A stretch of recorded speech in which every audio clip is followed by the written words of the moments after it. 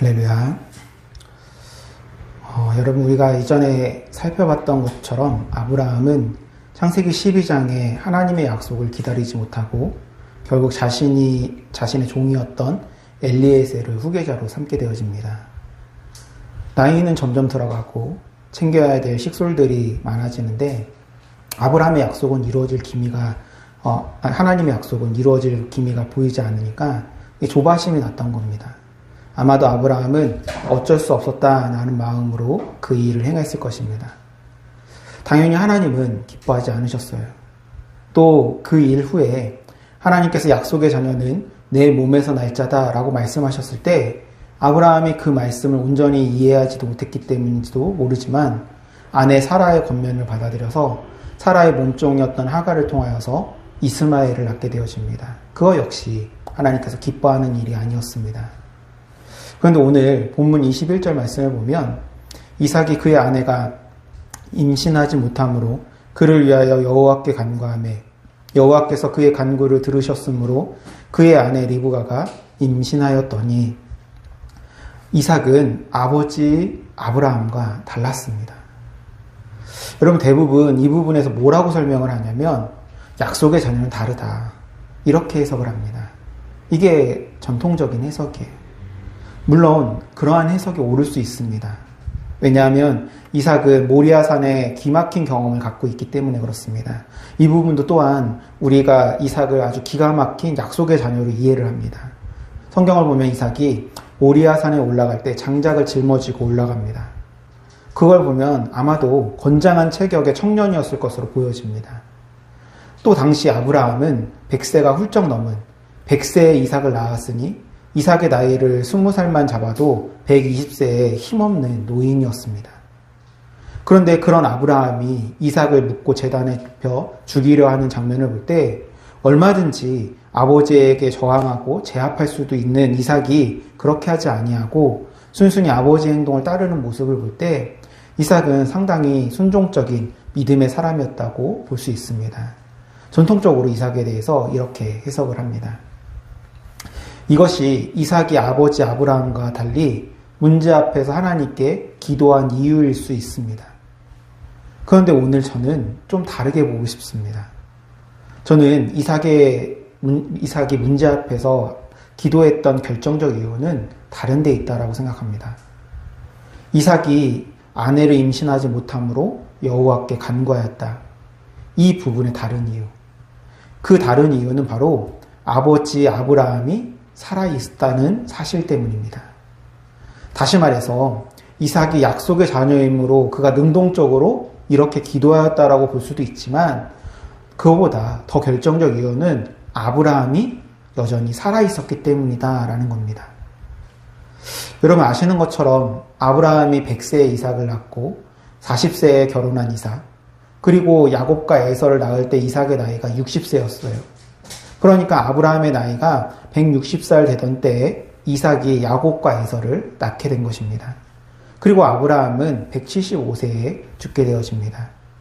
그러니까 이삭이 아내 리브가를 위하여 기도하던 시기에는 아버지 아브라함이 살아있었다. 아버지 아브라함의 영적인 영향을 받고 있었다라고 얘기해야 옳은 것입니다. 즉 아버지 아브라함이 걸었던 그 길의 거룩함, 성결됨, 하나님의 벗이라고 칭찬받을 만큼 기막힌 존재로서의 아브라함이 그냥 옆에 있다는 것만 가지고도 이삭은 경건할 수밖에 없었던 것입니다. 그리고 이삭이 야곱과 에서를 낳고 15년 후에 아버지 아브라함이 죽게 되어집니다. 그 사이에 쌍둥이 야곱과 에서는 청년으로 성장하게 됩니다. 그 모습을 이렇게 기록했습니다. 그 아이들이 장성함에 에서는 익숙한 사냥꾼이었으므로 들 사람이 되고 야곱은 조용한 사람이었으므로 장막에 거주하니. 그 아이들이 장성하였다. 장성하였다는 것은 청소년 이상은 됐다라는 뜻이에요. 그러니까 익숙한 사냥꾼 혹은 들 사람이라는 이런 표현이 되는 것입니다. 그러면 이삭이 에서와 야곱을 낳은 지 15년 후 175세 아브라함이 죽었다는 것을 볼 때 에서와 야곱이 들 사람이 되고 익숙한 사냥꾼이 된 때에는 이미 아브라함이 죽은 지 좀 시간이 지났다는 것을 알 수가 있습니다. 15살밖에 먹지 않는 아이를 장성했다, 익숙한 사냥꾼이다, 들사람이라 이렇게 표현하진 않잖아요. 그보다 조금 더 나이가 먹은 최소한 청년의 시기였을 것으로 보여집니다. 바로 그때 여러분 위기가 찾아오게 됩니다. 형과 동생의 장자권을 향한 치열한 싸움, 그 중심에 이삭이 있었습니다. 그리고 그때에는 아브라함이 없을 때입니다. 여러분, 이러한 이해를 가지고 오늘 본문 26장 말씀, 창세기 26장 말씀을 보셔야 됩니다. 아브라함의 때에 첫 흉년이 들었더니 그 땅에 또 흉년이 들매. 그러니까 창세기 기자가 지금 아브라함의 사건을 상기시키는 거예요. 그 땅에 또 흉년이 들매 이삭이 그랄로 가서 블레셋 왕 아비멜렉에 이르렀더니 그곳 사람들이 그의 아내에 대하여 물으매 그가 말하기를 그는 내 누이라 하였으니 리브가는 보기에 아리따움으로 그곳 백성이 리브가로 말미암아 자기를 죽일까 하여 그는 내 아내라 하기를 두려워함이었더라. 여러분, 이삭이 판박이처럼 아버지 아브라함을 반복합니다. 똑같이 자기 아내를 자기 누이라고 속이고, 물론 누이인 건 맞습니다. 그런데 여러분, 그렇게 한 결정적 이유가 뭐냐? 리브가로 말미암아 자기를 죽일까 하여. 이것이 이유예요. 그것 때문에 자기 아내를 누이라고 속인 것입니다. 아버지 아브라함과 전혀 다르지 않은 모습이에요. 그런데 여러분, 가만히 생각해 보면 이 장면이 좀 이상합니다. 뭐가 이상하냐면 아내 리브가가 임신하지 못하는 것을 보면서 하나님께 기도드렸던 이삭은 온데간데 없는 거예요. 물론 그럴 수도 있다고 얘기할 수 있겠지만, 그러나 우리가 지금 얘기하는 전체 흐름으로 보자면 그 이유는 바로 아버지 아브라함의 부재 때문인 것입니다. 아브라함이 없었다. 그게 이유예요. 좀 더 볼게요. 리브가가 에서와 야곱을 임신했습니다. 그들은 뱃속에 있을 때부터 그냥 UFC인 거예요. 맨날 싸우는 겁니다. 그 모습을 공동번역은 직설적으로 번역을 했습니다. 뱃속에 든 두 아이가 서로 싸움으로 리브가는 이렇게 괴로워서야 어디 살겠는가 하면서 야훼께 까닭을 물으러 나갔다. 이것들이 뱃속에서 난리를 치니까 너무 아픈 거죠. 그때 하나님께서 리브가에게 말한 것은 이후에 그들이 장성하여 벌어질 치열한 세력 싸움에 대한 이야기였습니다. 이 족속이 저 족속보다 강하겠고 큰 자가 어린 자를 섬기리라. 여러분, 이 말씀은 사실 굉장히 위험한 성경 구절입니다. 많은 사람들이 이 말씀을 어떻게 이해하냐면 하나님께서 세우신 예정론적인 계획에 의해서 이 족속은 이스라엘이고 저 족속은 에돔 족속인 거예요. 그래서 이스라엘이 에돔 족속보다 강할 것이고 에돔 족속은 이스라엘 족속을 섬겨야 한다, 이렇게 해석해버리는 거예요. 여러분, 이게 얼마나 위험한 해석이냐면 지금 대부분의 아랍권 나라들은 에돔 족속의 후손들입니다. 그 아랍권의 나라들과 이스라엘의 대치의 문제, 특히 유대적 시오니즘에 빠진 사람들은 성경적 예언이 너희들이 우리를 섬겨야 한다, 이렇게 주장을 합니다. 이거는 아주 위험한 해석이에요. 사실 성경 어디에도 에돔 족속이 이스라엘을 섬기는 부분은 없습니다. 도리어 이런 사건이 기록되어져 있어요. 400년이 넘는 세월이 지나서 이스라엘이 출애굽해가지고 가나안으로 갈 때였습니다. 신광야를 지나 가데스에서 네게브 사막 쪽으로 이동하는데 거기에 에돔 족속들이 살고 있었던 거예요. 가나안을 가려고 한다면 그 에돔 족속의 땅을 지나가야 하기에 모세가 에돔 왕에게 사신을 보내어서 정중하게 그 땅을 지나가게 해달라고 부탁을 하게 됩니다. 그 부탁을 에돔 왕은 거절을 해요. 뿐만 아니라 많은 백성과 군사를 이끌고 나와서 이스라엘을 막아섭니다. 한번 싸워보자는 거예요. 근데 여러분, 모세는 싸울 수가 없었어요. 그 이유는 하나님이 명령하셨기 때문입니다. 에서의 자손인 그들과 싸우는 것을 하나님께서는 옳지 않다. 너희들이 출애굽을 해서 가나안 땅을 향해 가고 있지만 유세 떨지 마라 라고 하시는 거예요. 다시 말해서 잘난 척하지 말고 휘젓고 다니지 말아라. 여러분, 우리가 예수 믿고 잘 되고 혹은 무엇이 이루어진다고 휘젓고 다니지 마시기 바랍니다. 이 세상에서 기가 막힌 교회가 되고 여러분이 세상의 권력과 명예, 물질을 얻었다고 해서 잘난 척하지 마시기 바랍니다. 언제나 겸손히, 언제나 감사하며 언제나 자족하며 사시기를 간절히 바랍니다. 성경은 이렇게 쓰고 있어요. 너는 또 내 백성에게 명령하여 이르기를 너희는 세일에 거주하는 너희 동족 에서의 자손이 사는 지역으로 지날진대 그들이 너희를 두려워하리니 너희는 스스로 깊이 삼가고 그들과 다투지 말라. 이것이 모세가 싸우지 않은 이유입니다. 하나님께서 삼가고 유세 떠지 말고 조용히 돌아가라 말씀하셨기 때문에. 그래서 결국에 먼 길로 우회해서 가게 됩니다. 여러분 한번 생각해 보세요. 우리는 너무 쉽게 큰 자가 어린 자를 섬기리라 라는 말씀을 우리 편한 대로 읽어왔어요. 그런데 정작 하나님은 어떤 마음이신가요? 에서의 자손. 그러니까 우리가 흔히 적대시하는 그 사람들을 향해 도리어 하나님은 그들과 다투지 말라며 그들을 보호하고 계셨던 거예요. 부끄러운 일입니다. 이는 비단 저기 이스라엘과 중동 국가들의 문제만이 아닙니다. 우리 역시 하나님께서 보호하고 계신 형제를 우리 마음대로 정죄하고 우리 마음대로 순위를 매기고 우리 마음대로 무시해 왔잖아요. 오늘 한국교회가 또 우리가 다른 민족, 다른 입장의 사람들을 어떻게 바라왔는지 한번 돌아봐야 합니다. 하나님이 사랑하시는 형제를 우리가 미워하고 있는 건 아닌지 여러분 돌아보며 회개하셔야 됩니다. 좀 더 이해를 해볼게요. 에서와 야곱의 싸움을 가만히 살펴보게 되면 에서와 야곱도 문제지만 사실은 아버지가 문제예요. 왜 아버지가 문제냐? 이삭은 에서가 사냥한 고기를 좋아하므로 그를 사랑하고 리브가는 야곱을 사랑하였더라. 형을 자신보다 더 좋아하는 아버지를 바라보면서 상처받았던 야곱은 아버지와 형에게 복수하기로 작정합니다. 팥죽 사건으로 형을 속여 형에게 상처를 주고 양털 가죽을 뒤집어서 아버지를 속여 장자의 축복을 받는 것으로 이삭에게 상처를 주고. 여러분 이게 누구의 잘못입니까? 우리는 너무 성경을 착하게 읽어요. 그래서 여기서도 야곱을 무한히 이해하려고 합니다. 얼마나 야곱이 열망이 있었으면 그렇게까지 하였겠느냐. 여러분 열망이 무조건 좋은 것은 아니에요. 도둑질하는 사람만큼 열망을 가진 사람이 세상에 어디 있겠어요. 그건 잘못된 열심인 것입니다.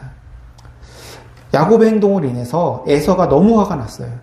그래서 에서가 야곱을 죽이려고 계획을 합니다. 그런데 여러분 놀랍게도 에서는 착합니다. 에돔 족속 착합니다. 팔레스틴 땅에 가게 되면 아랍 족속 우리는 그들을 다 테러 집단으로 보는데 여러분 그렇지 않습니다. 놀랍게도 착해요. 얼마나 착하냐면 이렇게 쓰고 있습니다. 그의 아버지가 야곱을 축복한 그 축복으로 말미암아 에서가 야곱을 미워하여 심중에 이르기를 아버지를 곡할 때가 가까웠은즉 내가 내 아우 야곱을 죽이리라 하였더니 한마디로 아버지가 돌아가시면 죽이겠다는 거예요. 보세요. 얼마나 착해요. 아니 그냥 그때 죽이면 되는데 왜 안 죽였어요? 아버지 눈에서 피눈물 흘리게 하고 싶지 않다는 거예요. 그럼 이후에도 에서는 너무 착합니다. 야곱이 나중에 돌아올 때 원래는 동생을 죽이려고 쫓아나오는데 동생이 미안하다고 하니까 다 용서해 주는 거예요. 또 야곱이 자신의 재물을 다 에서에게 바치는데 에서는 받지 않겠다고 그래요. 여러분 이게 진짜 아닌가요? 착한 에서. 동생을 죽이려는 에서의 계획을 눈치챈 어머니 리브가가 오빠 라반이 있는 하란 땅으로 야곱을 피신시킵니다. 그렇게 아버지 이삭의 임종과 관계없이 야곱은 나그네 길을 떠나게 되는 겁니다. 죽을지도 모르는 아버지를 두고. 여러분 이삭 역시 이처럼 파란만장한 삶을 살았습니다. 그런데 그 파란만장한 어려운 삶의 시작이 어디서부터였느냐? 바로 아버지 아브라함이 없을 때부터였다라는 것입니다. 아버지 아브라함이 있을 때 이삭은 문제 앞에서 기도하는 사람이었습니다. 그러나 아버지 아브라함이 없을 때 이삭은 자기 아내 리브가를 자기 아버지와 똑같이 팔아넘기는 그런 최악의 범죄를 저지릅니다. 또 자식들 간의 치열한 싸움이 눈앞에서 일어나게 되어져요. 그 싸움을 도무지 중지할 수도 없습니다. 아니 어쩌면 이삭이 에서를 향한 편애가 그러한 결과를 불러온 것일지도 모릅니다. 여러분, 이삭이 아버지 아브라함 곁에 있을 때 기도할 수 있었다? 이는 단순히 아빠가 좋은 사람이라 아들도 따라했다, 이런 얘기가 아닙니다. 아브라함이 처음에 어떻게 하나님의 벗이 되었나요? 자기가 잘나서 됐나요? 아닙니다. 갈대아 우르에서 부르심을 받았을 때 그건 전적인 하나님의 은혜였습니다. 그 은혜가 아브라함의 삶 가운데 부어지고 또 부어져서 결국 그 은혜가 아들 이삭에게로 흘러간 것입니다. 그러니까 이삭이 기도할 수 있었던 것은 이삭이 잘나서가 아니에요. 아버지를 통해 흘러온 은혜에 대한 자연스러운 응답이었다라는 것입니다. 그런데 여러분, 그 은혜는 그냥 자동으로 흘러가는 것이 아닙니다. 성령님이 일하신 거예요. 성령님이 그 부자 관계를 통로로 삼아서 아브라함 안에 있었던 그 믿음을 이삭 안에도 발화시킨 것입니다. 그러니까 믿음의 사람이 곁에 있는 것이 축복이다라고 말할 때 그 진짜 이유는 성령님께서 그 관계를 통해서 일하시기 때문인 것입니다. 그래서 여러분, 신앙은 절대로 혼자 만들어지는 것이 아닙니다. 우리는 너무 쉽게 내 신앙은 내가 책임진다 이렇게 얘기하는데, 그것도 맞는 말이지만 더 근본적인 진리는 신앙은 관계 안에서, 공동체 안에서 함께 빚어진다는 것입니다. 이삭의 믿음은 아브라함이라는 통로를 통해 흘러왔고, 야곱과 에서의 믿음 역시 이삭이라는 통로를 통해 흘러가야 했습니다. 그 통로가 막혔을 때 여러분, 비극이 일어나는 것입니다. 그러니까 누군가 믿음의 사람이 곁에 있는 것만으로 여러분 축복인 것입니다. 여러분, 이 시대의 위기가 뭐냐? 믿음의 사람이 희귀하다는 것입니다. 하나님의 사람들이 사라지고 있는 것이 이 시대의 위기입니다. 우리는 이 결핍 속에 있는 사람들입니다. 어떤 분은 곁에 믿음의 사람이 없이 평생을 살아온 분도 오셨을 것이고, 어머니 아버지가 신앙을 물려주지 못한 채 떠나가신 분도 계실 것이고, 또 어떤 분은 자녀에게 믿음의 흔적을 남기지 못한 채 여기까지 오신 분도 계실 겁니다. 이 시대 자체가 그래요. 우리 부모 세대도 그 결핍을 물려받았고, 우리도 그 결핍을 물려받았어요. 그러니까 우리가 먼저 하나님 앞에 정직하게 탄식해야 합니다. 하나님, 저도 이 결핍 속에 있습니다. 저도 누군가에게 그 결핍을 주고 있는지 모릅니다. 이렇게 회개하며 애통하는 자리에서 비로소 우리는 진짜 믿음의 사람으로 빚어지기 시작합니다. 여러분, 아무리 입으로 정의와 공의를 얘기할지라도 하나님의 사람이 아닌 자들의 정의와 공의는 개인적인, 그리고 이기적인 욕망이 내재되어 있을 확률이 상당히 높습니다. 그렇게 하나님 없이 자기가 중심이 되어 살아가는 사람들이 이 땅에 가득하다는 거예요. 그러니까 누군가 믿음의 사람이 곁에 있는 것만으로 충분히 축복인 것입니다. 왜? 그 존재가 힘이기 때문입니다. 여러분, 롯을 한번 생각해 보세요. 롯이 어떤 사람이에요? 사실 롯은 모범적인 신앙이라고 보기 어려운 사람입니다. 자기 눈에 좋은 것을 쫓아 소돔이라는 그 부패한 도시를 스스로 선택했던 사람이고, 그 세상을 즐기며 사는 사람이었습니다. 그렇게 믿음이 연약하고 부족한 사람이었어요. 그런데 하나님은 그런 롯을 당신의 사람으로 바라보셨습니다. 그래서 소활성으로 도망치는 롯에게 이렇게 말씀하시는 거예요. 그리로 속히 도망하라. 내가 거기에 이르기까지는 내가 아무 일도 행할 수 없노라.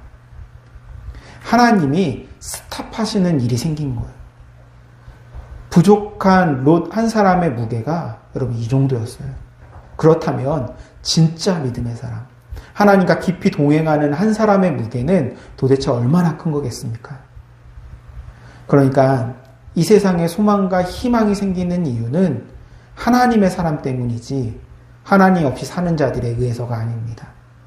아니 도리어 그들 하나님을 이용하는 자들에 의해서 이 세상은 파괴되고 있는 거 아닙니까? 여러분 야고보서는 믿음의 사람에 대한 기가 막힌 말을 쓰고 있습니다. 한번 들어보세요. 올바른 사람의 간구는 큰 효과를 나타냅니다. 엘리야는 우리와 같은 인간이었지만 비가 오지 않게 간절히 기도하자 3년 6개월 동안이나 땅에 비가 내리지 않았습니다. 그가 다시 기도하자 하늘은 비를 내렸고 땅에서는 곡식이 열매를 맺게 되었습니다. 나의 형제 여러분, 여러분 가운데 어떤 사람이 진리를 떠나 그릇된 길을 갈 때에 누가 그를 바른 길로 돌아서게 한다고 합시다.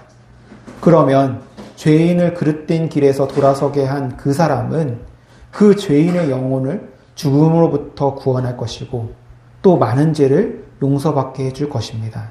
이것을 알아두십시오. 여러분 믿음의 사람이 옆에 있는 것은 이처럼 놀라운 축복입니다. 교회의 축복도 세상의 축복도 그런 거 아닙니까? 믿음의 목사, 믿음의 크리스천, 믿음의 어머니, 아버지가 있다는 것. 그보다 더 큰 축복이 어디에 있습니까?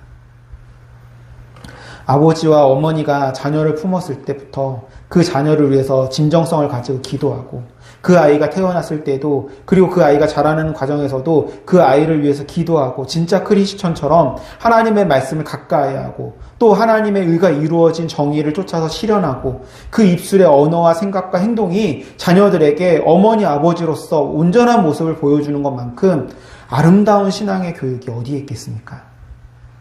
여러분 교회에서 가르치는 신앙교육은 얼마 안 됩니다. 아이들의 신앙은 여러분의 가정에서 이루어지는 거예요. 자녀들이 여러분들을 바라보면서 하나님을 배우고 신앙을 배웁니다. 그러면 어떻게 신앙의 유산을 남길 것인가? 답은 하나입니다. 여러분이 하나님의 은혜 안에 더 깊이 머무는 것입니다. 우리 안에 하나님의 은혜와 사랑이 가득하면 그 은혜는 반드시 다음 세대를 향한 사랑으로 흘러가게 되어 있는 것입니다. 그러니까 자녀에게 신앙을 물려주는 것을 무슨 일처럼 생각하지 마시고 내 노력과 내 열심으로 하지 마시고 여러분 안에 더욱 하나님의 사랑을 그 은혜를 채우시길 바랍니다. 하나님은 그런 여러분을 아브라함처럼 사용하실 것입니다. 여러분 여러분의 자녀가를 위해서 여러분의 손때 묻은 성경책 하나 정도는 있어야 합니다. 아이들이 막 놀고 떠들고 장난치다가 동화책 펴듯이 엄마 아빠 성경책을 딱 폈어. 그런데 참 맑고 깨끗해. 우리 어머니 아버지는 참 순수한 신앙을 가졌구만. 반대로 온통 말씀에 밑줄이 그어져 있고 표시가 되어져 있고 거기에 뭐라고 작은 글씨로 빼곡하게 쓰여 있는 여러분의 그 성경책. 어느 날 아이가 그 성경책을 우연히 펴봤을 때 그 옆에 글들을 읽고 눈물을 흘릴지 어떻게 알아요? 어머니 아버지가 돌아가셨어요. 돌아가셔서 어머니 아버지가 늘 읽던 성경책을 딱 펴보니 너무 맑고 깨끗해. 그 성경책은 아무 의미가 없어져 버린 거예요. 그러나 어머니 아버지가 읽으면서 낡고 겉표지는 손때가 묻고 여기저기 테이프로 고정해 놓고 그 안은 수없이 읽어내린 흔적들, 고민하며 적었던 글들이 빼곡히 쓰여 있는 그 성경책을 읽는 것만으로도 자녀들에게는 이 세상을 살아갈 만한 충분한 힘이 된다고요. 여러분, 이 유산을 남기는 일이 우리 안에서 자연스럽게 일어나기를 소망합니다. 의무로가 아니라 우리 안에 부어진 은혜가 흘러넘쳐서 자연스럽게 자녀에게 흘러가기를 간절히 소망합니다. 여러분 이 세상의 정치, 경제, 문화 모든 영역에서 하나님의 사람이 존재하는 것이 필요합니다. 뭘 요란하게 유세 떨며 내가 목사고 내가 뭐고 이런 것이 아니라 내가 하나님의 사람으로 거기에 존재한다면 그것보다 더한 축복이 어디에 있겠습니까? 여러분이 서 있음으로 여러분의 직장이, 여러분의 친구 모임이, 여러분의 가정이, 여러분의 자녀가, 여러분의 부모가, 여러분의 동네가 복을 받는다면 그보다 행복한 삶이 어디에 있겠습니까? 아브라함이 죽고 이삭의 가정이 무너지고 형제가 서로 죽이려고 하고 야곱은 도망치고. 이 가정은 끝난 것처럼 보입니다. 그런데 20년이 흘러 야곱이 돌아왔을 때 놀랍게도 아버지 이삭이 아직 살아 있었습니다. 헤브론 땅 마므레, 바로 할아버지 아브라함이 묻혀있던 그 땅에서 이삭이 야곱을 기다리고 있었던 겁니다. 그리고 이미 형 에서와 화해한 야곱이 형 에서와 함께 아버지 이삭의 임종을 지키게 됩니다. 성경은 이렇게 기록합니다. 이삭의 나이가 180세라. 이삭이 나이가 많고 늙어 기운이 다하매 죽어 자기 열조에게 돌아가니 그의 아들 에서와 야곱이 그를 장사하였더라. 무너졌던 가정이 결국 회복되었습니다. 갈라졌던 형제가 함께 아버지의 관을 들었습니다. 어떻게 이게 가능했어요? 하나님의 은혜가 모든 균열 위에 결국에 서셨기 때문입니다. 마찬가지로 우리 가정에 균열이 있어도, 우리 공동체에 상처가 있어도 그 위에 하나님의 은혜는 결국에 서십니다. 여러분, 그게 우리의 소망입니다. 사랑하는 여러분, 우리가 혼자 믿음의 사람이 되는 게 아닙니다. 우리가 함께 서로를 빚어가며 서로의 은혜의 통로가 되어주면서 그렇게 함께 믿음의 사람이 되어가는 것입니다. 우리 꿈이 있는 교회가 바로 그런 공동체, 서로가 서로에게 아브라함이 되어주고 이삭이 되어주는 공동체, 그래서 이 시대 가운데 진짜 소망이 되는 공동체가 되기를 간절히 소망합니다.